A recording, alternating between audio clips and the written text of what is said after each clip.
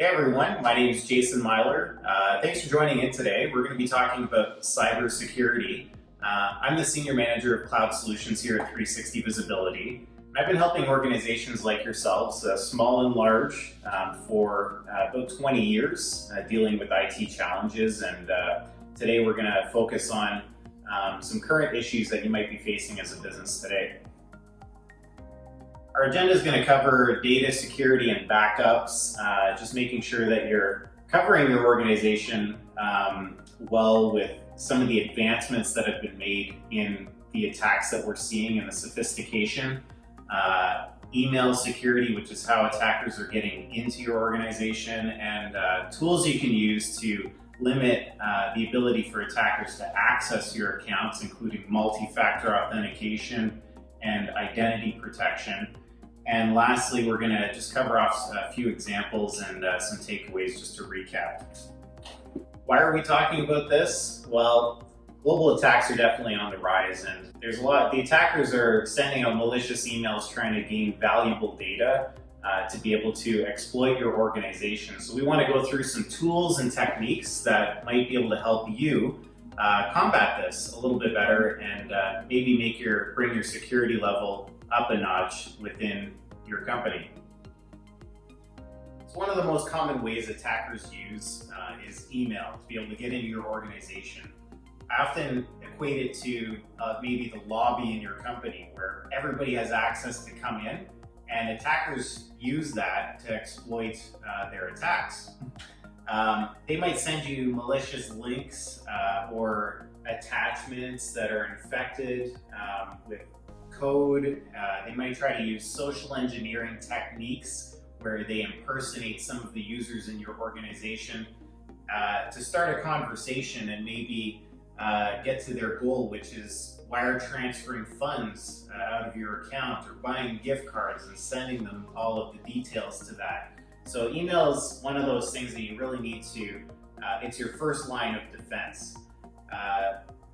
Some of the organizations that I've talked to have gone through drills with their employees where they've communicated out a policy to say, we don't want you clicking on links that are not business related.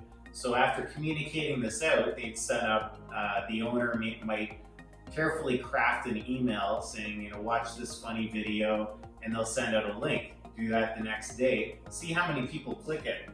If they do click it, they're brought in for re-education to make sure that they keep it top of mind that you should not be clicking on these links. So the whole process of that is just to educate your users, and you might want to just incorporate that maybe in your next meeting to bring this up so that it can just stay top of mind with people. Another one is external notifications. Oftentimes you might receive messages from an attacker that has names of actual people that work for your company as the sender, maybe with some masked email in the background. Well, how do you protect yourself against that? Having a banner where you can see external email or something along those lines goes a long way. So if I see an email come in from my president and it says this is an external email, then I know it's probably not her, and I'll not click on that link. Or it might make me think twice before clicking on a link. So having that banner is something that doesn't cost anything, that can be easily set up for you. Lastly is what happens when I do click on the link? Well, Advanced Threat Protection from Microsoft will first vet all of the links and attachments in its detonation chamber. I know it sounds a little sci-fi-ish, but what it does is it basically acts as a gateway. So when you click on the link, it's actually opening it on their servers to be able to see if any malicious code is run against that email or that link before allowing you to go through and access it yourself. So for a couple of dollars, this can be added to your services, and that's what is your final layer of protection when users actually do click on these links or open the attachments. I think a lot of attackers hone in on the fact that you're going into auto processing mode. So you're going through email after email after email, and they're just hoping that you'll miss that email and you'll just click on the link. And so making sure that you've got the right tools in place can go a long way when that is the case. Multi-factor authentication, it's the bane of my existence and the thing that I love the most.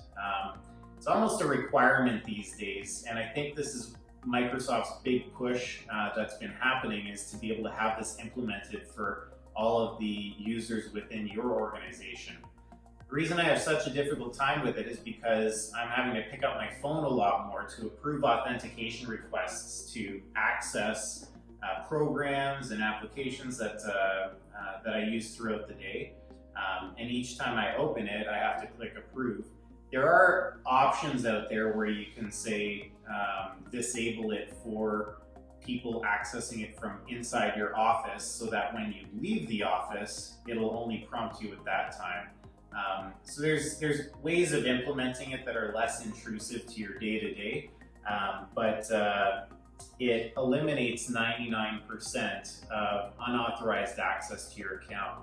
So that's the reason that I love it, is I know that if somebody does have access to my password out there, that I'm going to get a notification on my phone to approve the access request that's coming through every single time.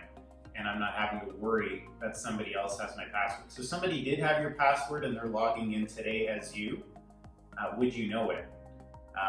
And if you don't, and if that scares you, it should. And multi-factor authentication is really the process that you want to have in place to protect yourself and your account. You might be saying, Jason, I understand that I've got to enable this, and these are some great tools to have in place, but I still don't want to have that. What else can I do? Luckily, there's an answer for you, and it's identity protection.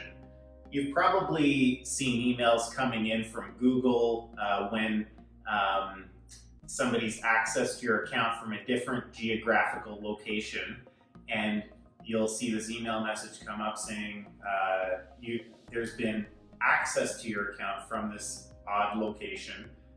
If this wasn't you, you should change your password. And that's really what identity protection is all about. It's somebody's got your back out there, and they're watching for suspicious activity regards to your account and your identity.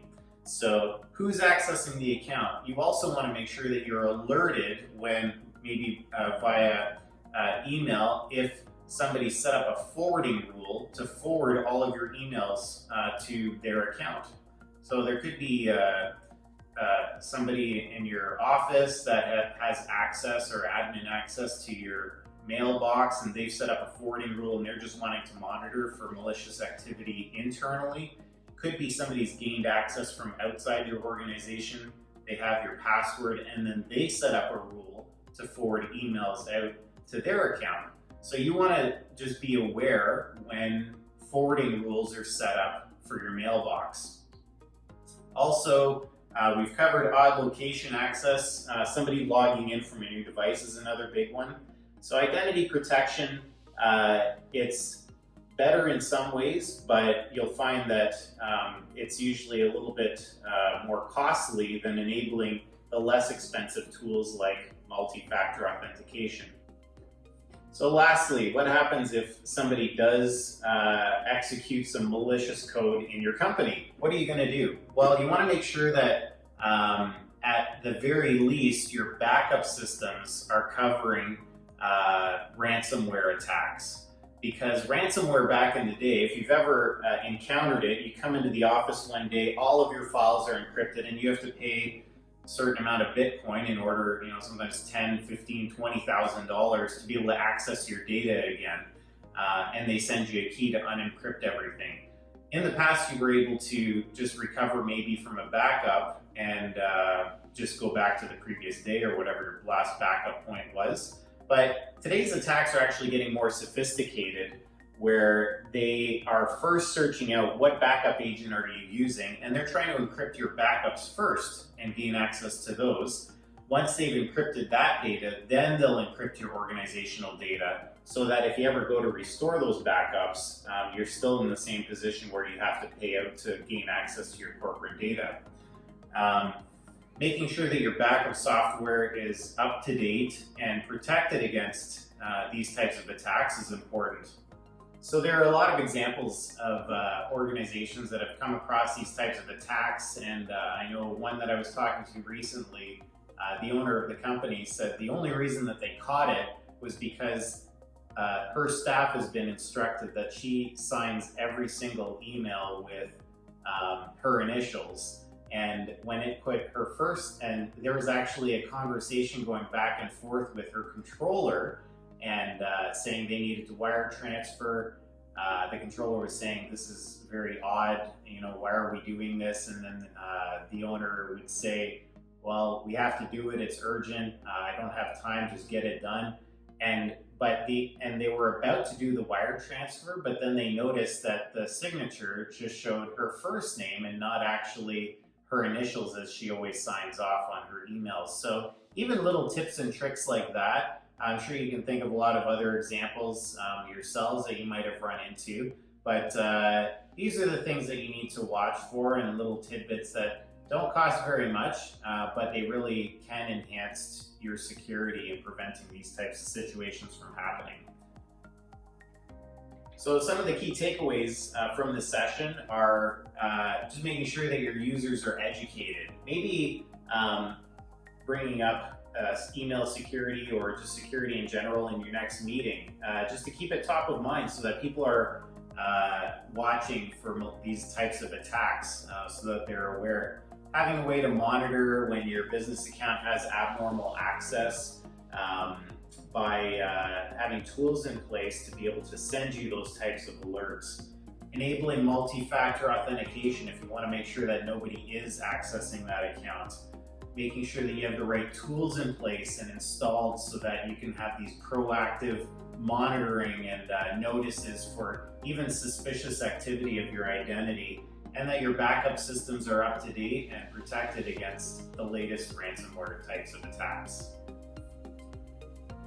So if you have any questions about cybersecurity or maybe any examples that you've run into in your situation, feel free to post them in the comments below.